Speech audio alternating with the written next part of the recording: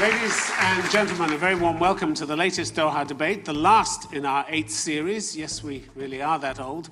Coming to you from the Gulf state of Qatar and sponsored by the Qatar Foundation.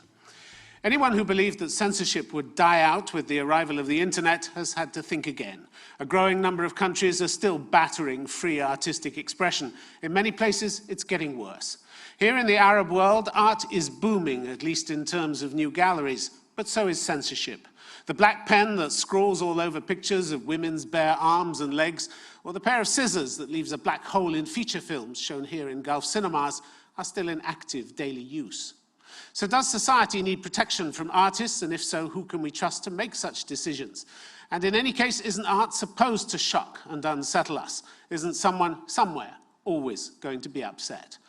Our motion tonight is that censorship makes a mockery of the arts, and our panelists are more qualified to argue it. Speaking for the motion, Nat Muller, an independent museum curator and art critic. Until recently, she ran a gallery in Cairo and now shuttles between Europe and the Middle East. And with her, Malek Jandali. He's a Syrian composer based in the US. In 2011, he received the Freedom of Expression Award from the Council of American Islamic Relations. Against the motion, Nada Shabut, an Iraqi-American art historian and director of the Contemporary Arab and Muslim Cultural Studies Institute at the University of North Texas. And Peter Florence, British founder and director of the Hay Festival Group, which showcases writers and ideas from around the world. For the first time, the Hay Festival will soon be held in Beirut. Ladies and gentlemen, that's our panel.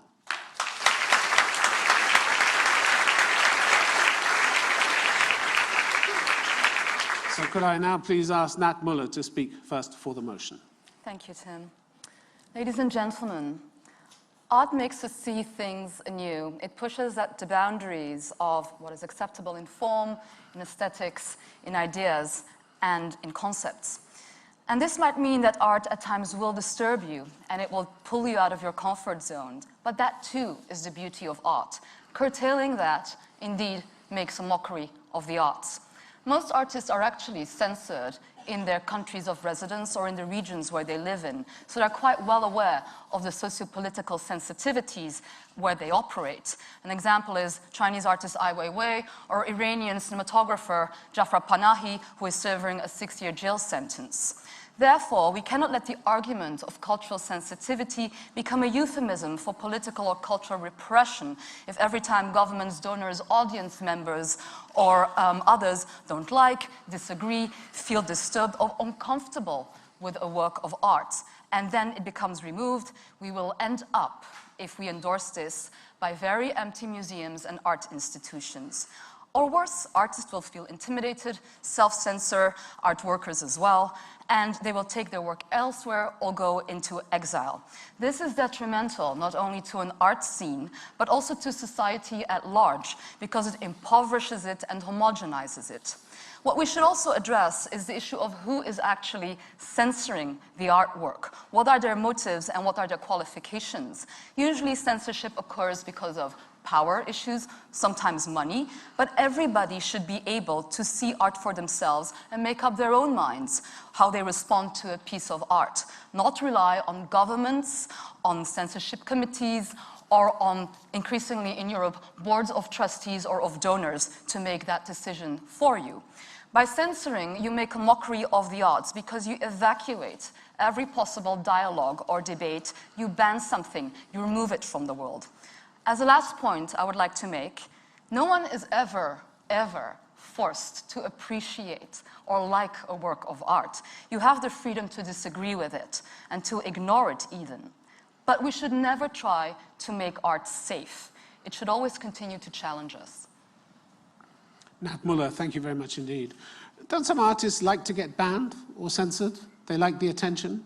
I'm thinking of the American musician Kanye West. He commissioned an album cover with a couple on the front who were having sex and made it known later that he wanted the cover to be banned. Well, the artists I know definitely do not like to be banned. They feel that's actually infringing on their freedom of expression. Some people accuse Salman Rushdie, the author of the Satanic Verses, of doing that. Didn't Roald Dahl say Rushdie knew exactly what he was doing and can't plead otherwise? this kind of sensationalism does indeed get an indifferent book onto the top of the bestseller list, but to my mind, said Roald Dahl, it's a cheap way of doing it. And he also lived in hiding and under protection, so that's also not a very nice way to live your life. So that you don't think artists need the publicity, they need to have a fight, don't they? They should have a fight. But they should have a fight on their content of their work, not a fight about fighting their work being banned. But they shouldn't automatically accept that the public is going to say, yes, this is for us, or the public's representatives in terms of government. There's no right to be shown everywhere, is there? Well, absolutely, but artists should be able to have at least an open debate. And again, no one is forced to like something, but that doesn't mean you have to remove it from the world. If censorship makes a mockery of art, why is art expanding in areas like the Gulf, for instance? I think According to Christie, is a fantastic expansion. Well, we have to see how art is expanding in the Gulf. These are big museums. There are, big opportunities here. That is excellent, but and it's changing attitudes, which is what you want. I wonder whether it has, because if work is being banned, for example, in Dubai, do we really have an open debate about the banned works? It's not that much work that's being banned. But it's significant what's being banned, and it's significant that there is no open debate about it. And isn't it, in the end, the fact that the censors actually make a mockery of themselves by censoring? Out of touch, failing to understand what's going on, failing to change with the times? Maybe, but why do we need to reinforce that? Why can't the audience decide for themselves what they enjoy or do not enjoy? All right, Nat Muller, thank you very much indeed. Now could I please ask Nada Shabut to speak against the motion? Yes. Well, I'm going to start by saying that censorship is not necessarily always the absence of freedom. Actually, let me be clear and say that I am not by any means or any stretch of imagination arguing for oppression of any sort or repression, political, religious, or artistic. However, censorship as a term actually requires much definition. It has become to mean many things, but in reality, the way I look at it, particularly in the arts, is a form of limitations or restrictions that are due to certain sensibilities or sensitivities or a specific vision. If you are applying for a grant, there are certain guidelines, and these guidelines are going to tell you what kind of art you can or you cannot make anywhere in the world. So when we talk about censorship in that sense, in many ways it also reflects the needs of the audience.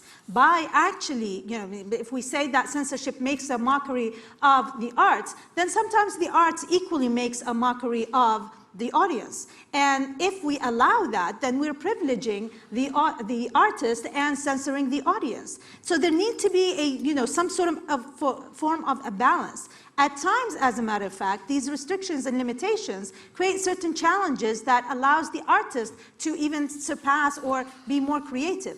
It is much easier to break a rule than to actually create within that rule a potent message. And this has happened all over the world in various times throughout history. If we actually look at museums, we are not looking at art that was created in total freedom. We are looking at art that was always created in certain conditions. Now, actually, in my opinion, most of the time censorship creates more publicity to the artist, for the artist, because it is for sure finding a place in media, or at least particularly nowadays, as media is more concerned with censorship.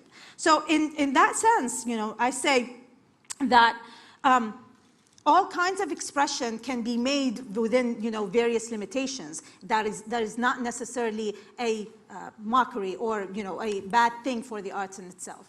Okay, Nada Shabut, thank you very much indeed. You've been involved in curating an exhibition here, and you said you felt a responsibility to practice a degree of self-censorship. Is that right?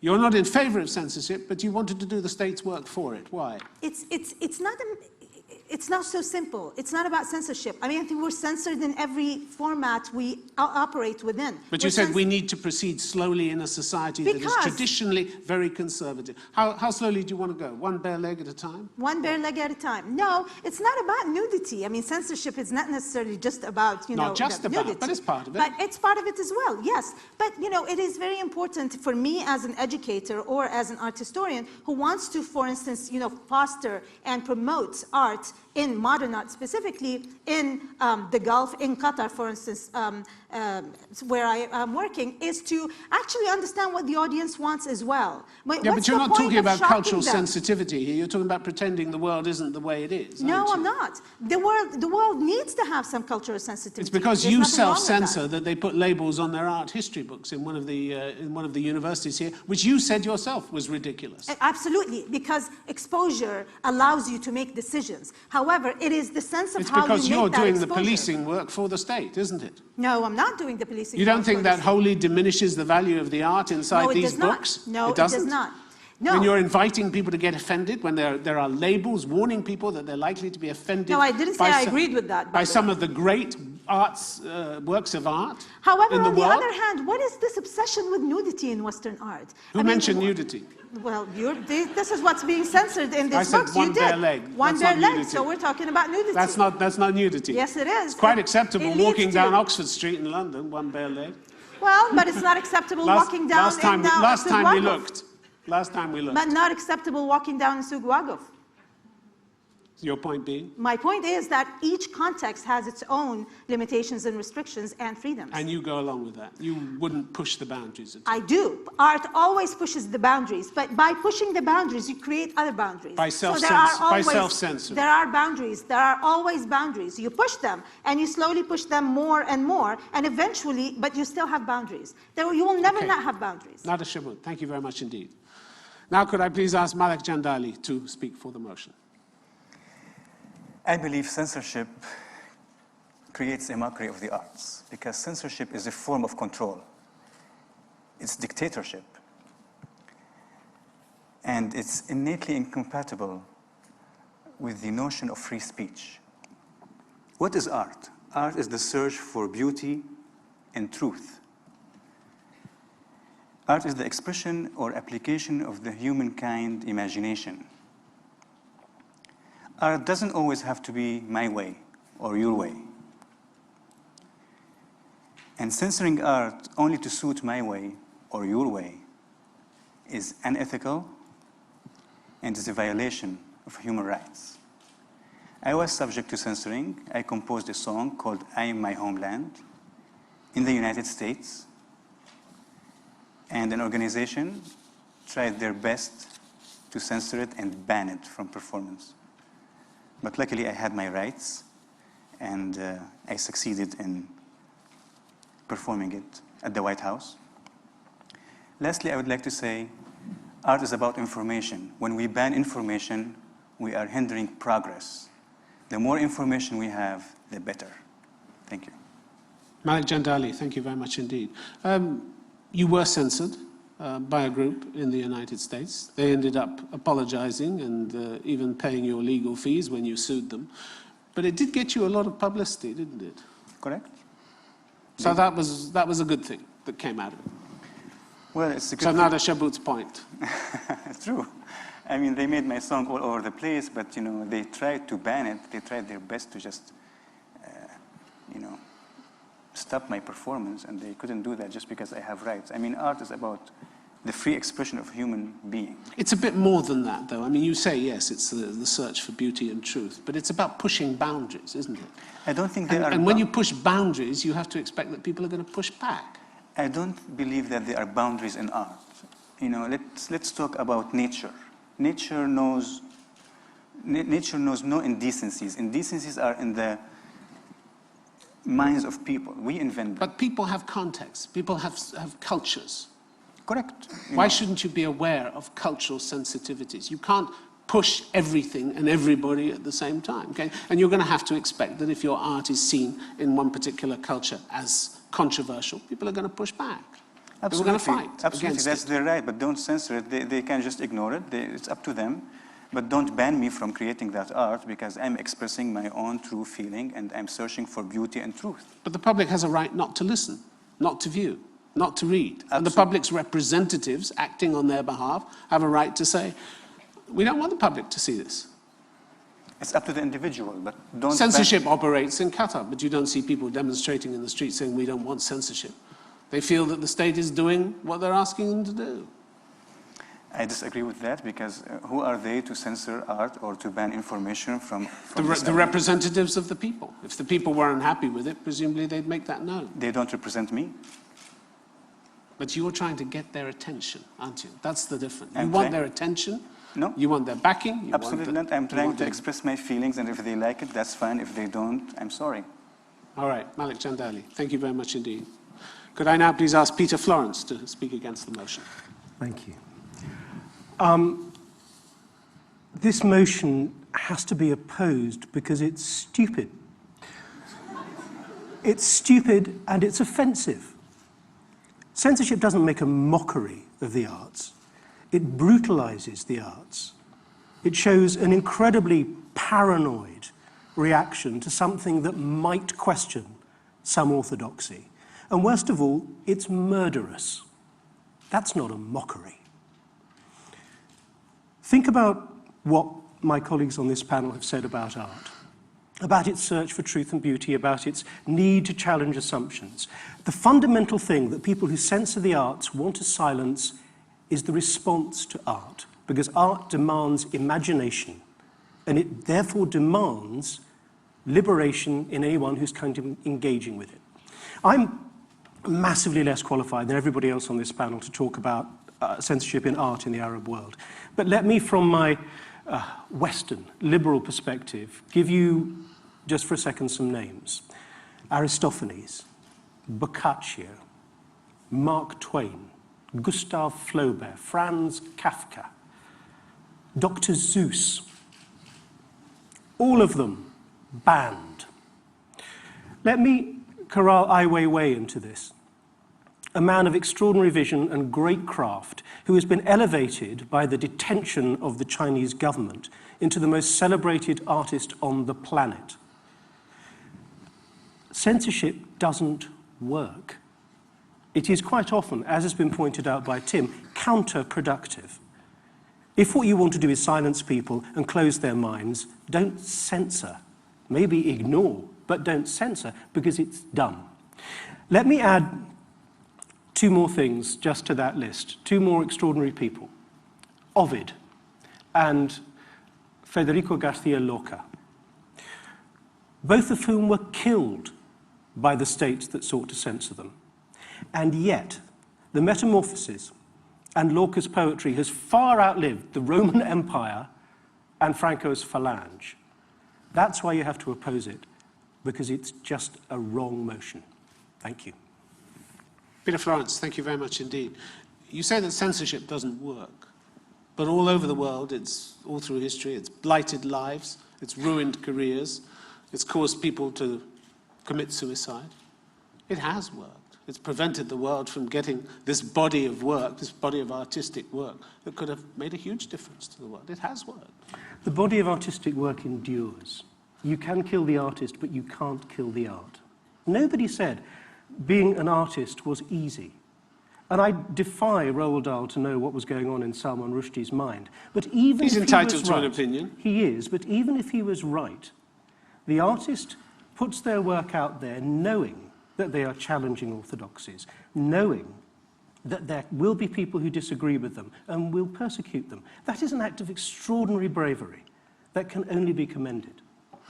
What other word, apart from mockery, would you use to describe the blacking out of women's arms and legs in fashion magazines, or the clipping out of a minute or 30 seconds of a film? I wouldn't necessarily feature regard film? the censorship of advertising as censorship Well, of fashion art. photography, But it's an art, isn't it? I would call it barbarism, and I would call the murder of artists murder. It's not censorship, and it's not a mockery. It's murder.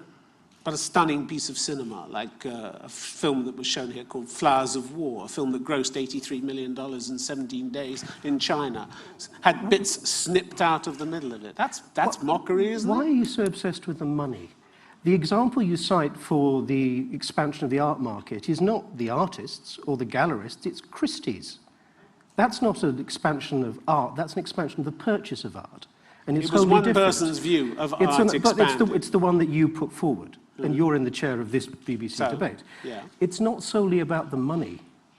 It's about the idea that will endure and the idea that will sink and germinate and become something more exciting. That's what art does. Unless it's reduced to ridicule by the censors. I don't think you reduce art to ridicule. If anything, as others have said, it's the other way around. There is mockery, sure, but it's in the other direction. Artists will always find the ingenuity, the creativity of the human brain will always find a way through allegory, through metaphor, through some divergent path. And those that don't will die and disappear. No, not necessarily will die and disappear. Well, plenty have. And also, plenty have along the way. Yeah. Plenty have, but plenty have survived, and their work has survived longer than the regimes that sought to tyrannize them. Okay, Peter Florence, thank you very much indeed. All right, just a reminder of the motion that we're discussing, that censorship makes a mockery of art. Peter Florence thinks it's a stupid one, but we're going to spend a lot of time discussing it, or the next 40 minutes or so discussing it. We'll take your questions, ladies and gentlemen. So if you have one, please put your hand up, and we'll get a microphone to you as soon as possible. Gentleman in the second row there, please. Yes, hi, my name is Abdul Wahab Al-Kibsi. I'm from Yemen. And if you change the word censorship here as like arbitrary censorship, and society agrees on a set of regulations that, we don't want to cross these boundaries, like we all talked about boundaries. So if we all agree that radio, that you turn on the radio in your car and should not have vulgar words, or you have your 2-year-old or your 5-year-old person in the car, would that be acceptable for the people on this side, or even that is not acceptable? Nat Muller. Well, we're not talking about radio, we're talking about art, right? So we should stick to the arts. That's music is art. Yeah, but you can turn off the radio. I mean, it's that simple. You can choose not to go to the gallery. You can, if people are concerned, curators can put up captions, warnings, as they do with cinema ratings. People should decide for themselves, but maybe some people will actually want to listen to whatever is broadcasted on the radio. But when you go to an exhibition, you can choose whether you go through the door or not. If you're not interested, you don't go. That's still not a reason to prevent other people. You want to come back on that?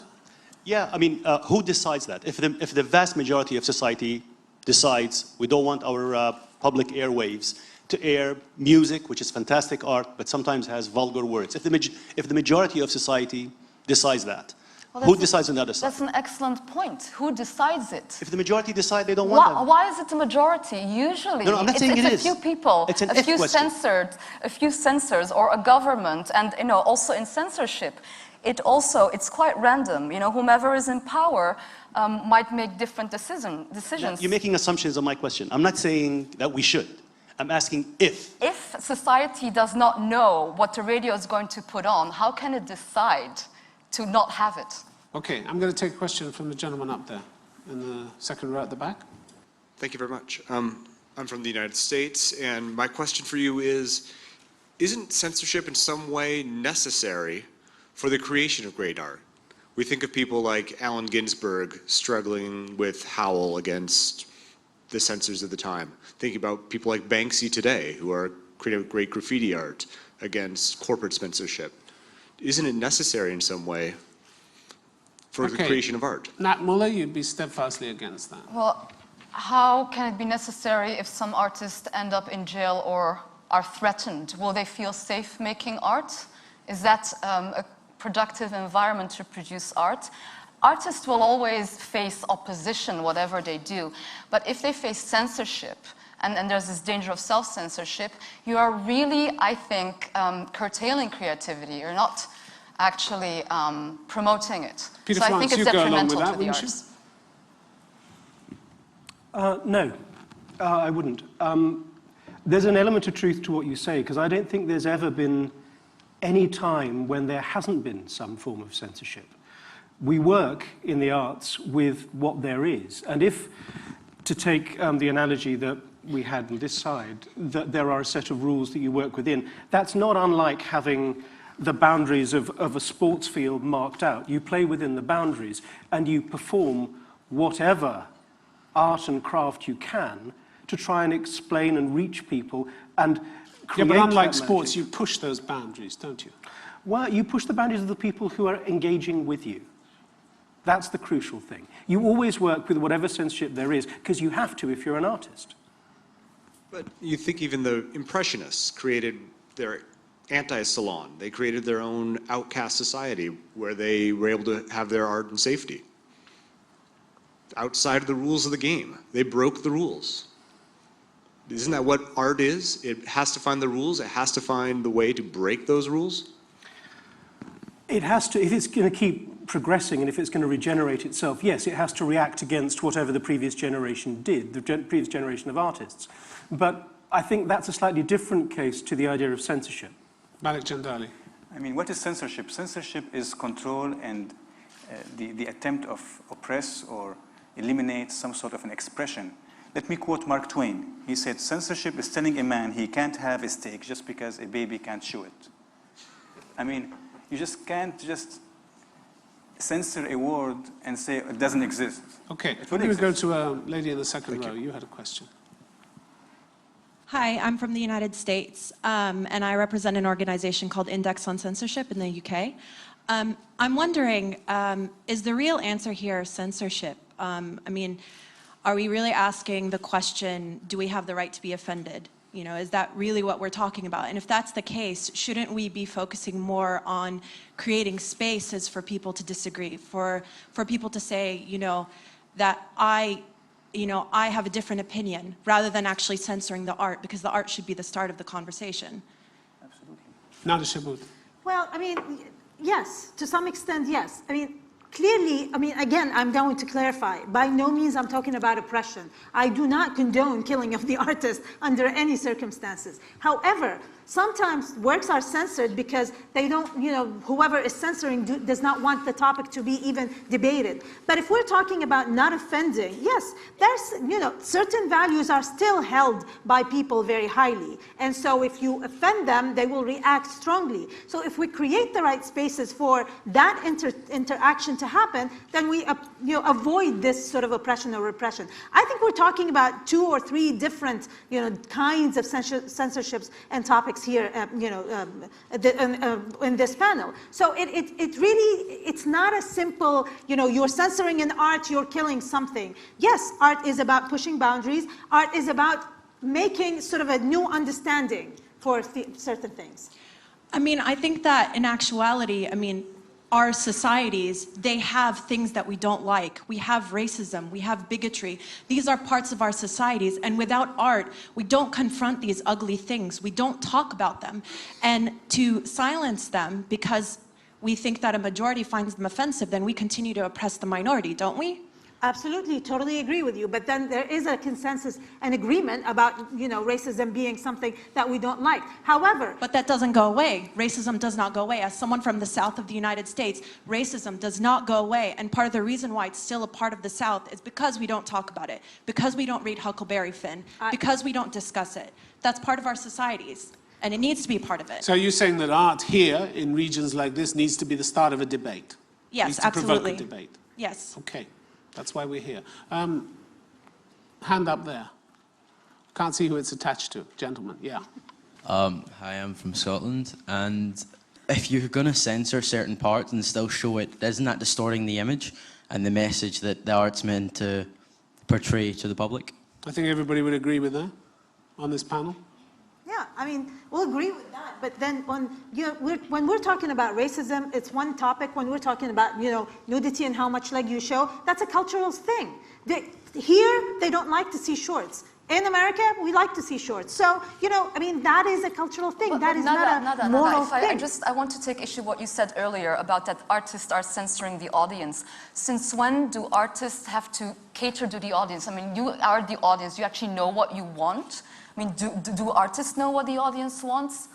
Isn't that a very hyper-pragmatic way of dealing with it? No, not really. I mean, actually, when we talked earlier and we brought Christie's somehow, the auction houses in this discussion, and in reality, who's censoring the art more than anyone else? It is the auction houses. Money is, at the end, is the thing that censors more than anything else, because to get that for the artist to produce, they need the money. So the funding regulates. Malek Jandali, you want to say something? I totally disagree. I think the artist has the right for free speech. So does the viewer. What needs to happen is a healthy dialogue and a discussion, not censorship. If you censorship my art, let's say we ban this word from the radio. Guess what? Beep, everybody knows what it is. You go on Google and you know it. Actually, you get pay more attention to it. I mean, the word is not going to be eliminated. It's going to be on Mars. It's going to be still on planet Earth. You just cannot eliminate and eradicate words or art or expressions or music or whatever. Who are you to do and to be judgmental? Lady in the second row. Yeah. Hello, I'm an artist, a visual artist, so I have to speak. Where are you from, please? I am from Germany, based in Germany at the moment, but I really have to speak for the freedom of the arts. But in a way, that's why I want to ask Malek. Yes. A question, because you were saying censorship is a form of control, and for me somehow it always expresses that a fear. It is not a form of control. There is no control in this case, because art, as you said, is always it will always exist. Malek Jandali, do you want to Let me address tell you that point? something. The extreme of censorship is assassination. It's a murder. I agree with you that, society that fears freedom will have censorship because they are afraid to face freedom. Freedom is in nature, is in most religions, is in God. The more information we have, the closer to God we're going to be. It's about imagination and getting closer to nature and to the Creator. And that's what art is all about. I think you're absolutely right. I think we agreed, because the idea that censorship can only come out of insecurity, if your belief system or your religion or your political stance is so weak that it can brook no opposition, no contrary position at all, then you're going to be frightened by anyone, like an artist, who offers a different view of the world. And when you said earlier, Tim, that you were saying the world isn't the way it is, artists don't portray the world the way it is. Well, no, they don't, and that's not what they do. Artists portray the world the way it might be. They portray human life the way it might be. It's about possibility and potential, and it's therefore about liberation. And of course that's a threat to anybody who is insecure about the system they've put in place. Okay, all right. We'll go to a question, gentleman up there. As we are living in an Arab world, I haven't heard any of the panel bring up the topic of religion. Like, let's say in Islam it won't be appropriate in an art gallery for new pictures to be put up.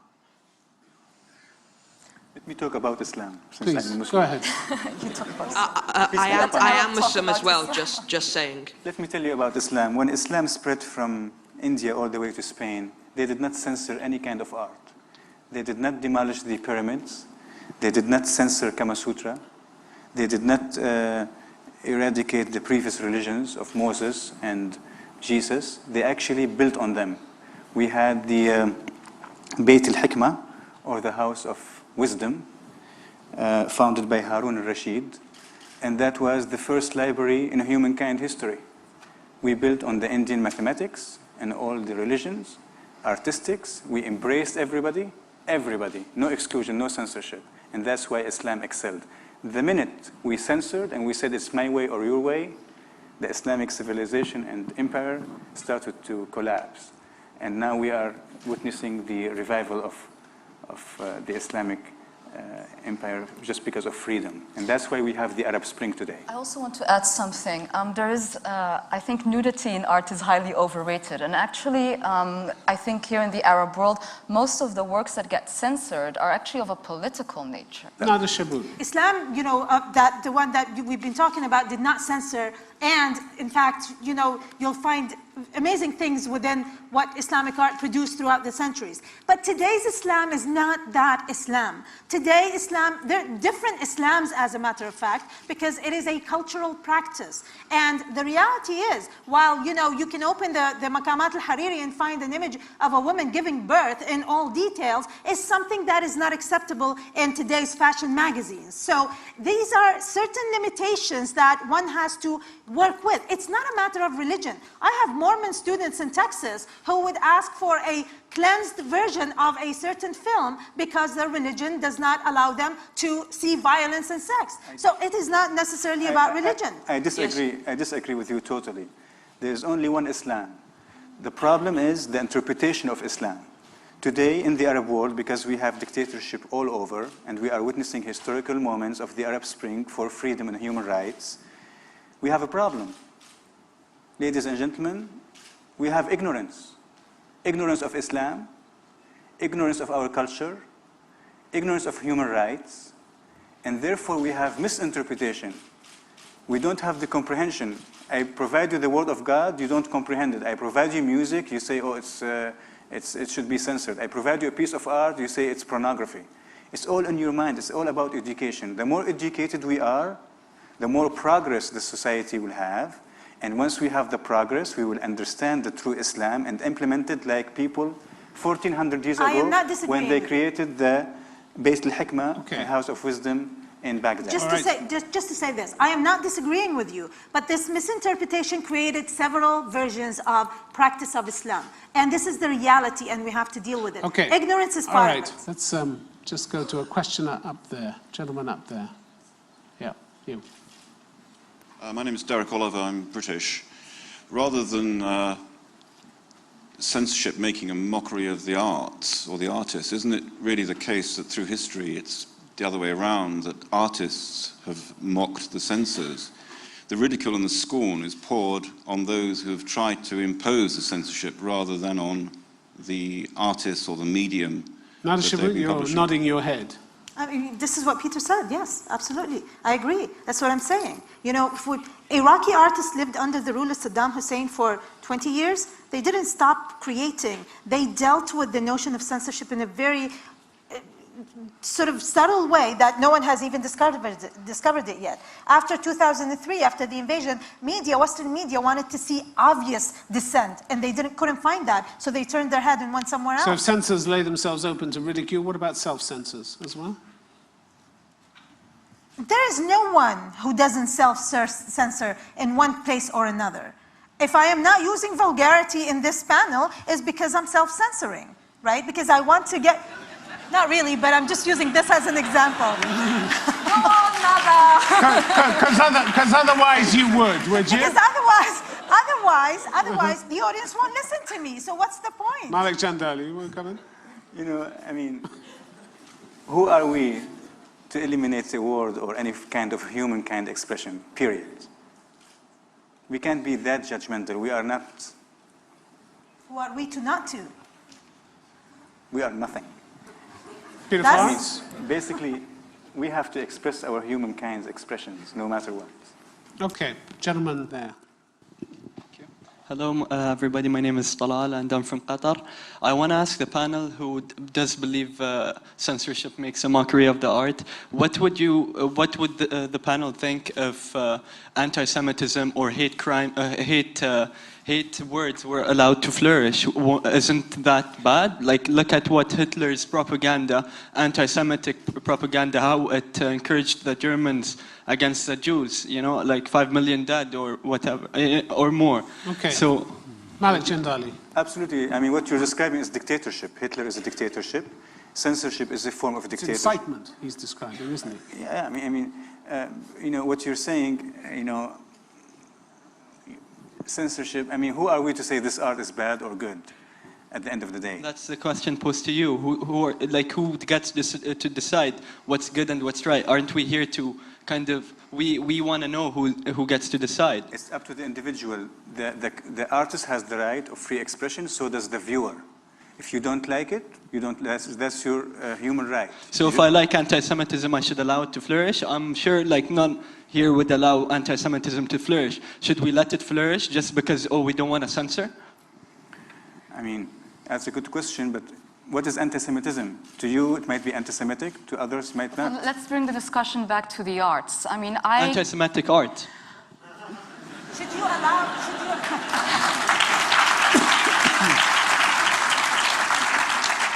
allow a racist artist to paint? I would not curate that artist. So you're censored? No, I would. I'm not anti-Semitic, should he and be I'm not allowed? interested in anti-Semitism.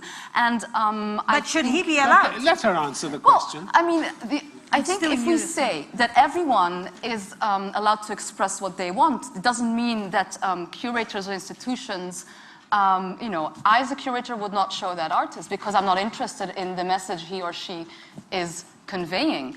But I still need to wait for an artwork that has actually incited a hate crime.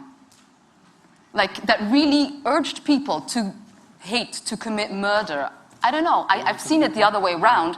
I've seen in France people actually, Andres Serrano's piece, that fundamentalist Christians completely vandalized the work in the museum. I've seen that happen. Peter Florence. Isn't that hate? And then Malek Jandali. Can I do your question back right on the nose? The answer is yes. Free expression is not just for people who agree with you. So if there is anti-Semitic art, it's not going to flourish, by the way, but if you want to put it on, you put it on. Similarly, as long as you respect the opportunity that the rest of the world will have to put anti-Islamic art or anti-Christian art or anti-Hindu art or anybody who opposes must have equal freedoms. I think that's the principle that people have to defend. Okay, I'm going to take a question from the gentleman there. Hello, I'm from India. How do we find a middle ground between censorship and cultural sensitivity? Peter Florence. Oh, thanks. By testing it. Absolutely. Could you explain what you mean by that? The artist keeps exploring the world, keeps exploring ways of representing the world, keeps exploring ways of imagining the world. And they will run into censorship, and they will run into sensitivities, and they will either find a way around it, or they will retreat from it, or they will be locked up, or they will be successful. It's only by trial and error. But doesn't that limit them in a way? It makes very heavy demands upon them, and it gives them an incredible challenge. But if you want to be an artist, that's the challenge you face. Otherwise, go and do some internet shopping. The gentleman in the front row. Yes, you, sir. Yeah. What do you say about the Denmark artist who made fun of our prophet, peace be upon him? Questions you. Now, Muller, well, in Denmark, he was allowed to do that.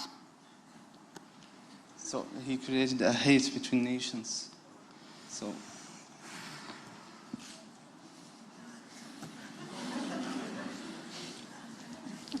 It's a clear question. What kind of response do you want from me? What do I think about it? Do I think should not be restricted? Should it be published? Should it not be published? It should not be published. They should be censored. He upset a lot of people, and whether I agree with his drawing or don't agree with his drawing is not to the point. But when in the context of Danish society, he was free and had a right to publish that drawing. Peter Florence, you want to comment on that? You're absolutely right. He was in Denmark. He's not subject to any law that prescribes him from drawing anything he wants. He is, however, as it transpires, subject to other influences and other forms of censorship from states that he has no connection with at all, who impress upon Denmark the urgent need to suppress that crime. Now, you can look at whether or not Denmark should have found a way to gain more support for freedom of speech, but I think you're running into there what the gentleman arrived. That is one of the limits of what is acceptable and what is legal and what is permissible. For what it's worth, you will find in every society places where people will not stand up for a particular offence. But I would disagree with you fundamentally that I think offence is not bad. I don't think people should be censored for upsetting other people. And I think actually that is part of the function of art, is to challenge your assumptions. Now, you may not like it. You may find that 1 billion Muslims may not like it. But there are 7 billion people on the planet, all of whom have survived differently with pluralism and diversity. And part of the respect is respecting other people disagreeing with you. Nada, Shabood, Yeah, but just to say one thing, what was the intention of the cartoons? Was it adding beauty to the world to build on for a better, society or civilization, as not demolishing, the pyramids? I don't think it's the same situation here. I think these cartoons, and they are cartoons, and the content of them was very specifically inflammatory. It's like a hate artwork. Yes, if you do not want to censor, then it's free. Everyone should do it. But then the reaction to it should it be accepted as well. I was greatly offended as a Muslim artist, but I wouldn't go kill him. But I agree with you. I'm not going to go kill anyone either. No, that's his humankind expression. Yes. Who created him? God created him. Sure. So? But then the reaction should be just as accepted. Okay, we're going to go, ladies and gentlemen, in a minute to the vote. But before we do, I'm going to ask each of the panelists just to give us a closing sentence to crystallize their thoughts on the motion. Nat Muller, would you like to go first? And we'll work our way around in a semicircle. One sentence, please. Censorship makes a mockery of the arts because it completely runs contrary to what the arts are and what the arts can do. Malek Jandali. The first condition of progress is the removal of censorship. Peter Florence. If you believe that censors should win and should decide what art is, if you believe that censors make a mockery of artistic aspiration, then you have to support the motion. If you believe that the human spirit can be triumphed and projected through art, then you should oppose it. Nada Shabood. Censorship is an abused word that does not necessarily always means oppression. So, as Peter said, the human spirit will always. Okay, all right. Ladies and gentlemen, we're now going to go to the vote on the motion. This House believes censorship makes a mockery of the arts. If you just take your voting machines, let me just explain to you how they work. If you want to vote for the motion, that is the side represented by those on my right, you're going to need to press button 1 in a moment. If you want to vote against the motion, the side represented by those on my left, it's button 2. Whichever button you want to press, please do it now. You only have to press once. We will have the results for you in about 15 seconds' time. All right, vote is coming up now. There we are. 58% for the motion, 42% against. The motion has been carried. All it remains for me to do is to thank our distinguished panelists. Thank you very much indeed for coming. Thanks to you, the audience. That's it from the Doha debates. Have a safe journey home. Good night. Thanks for coming. Thank you very much.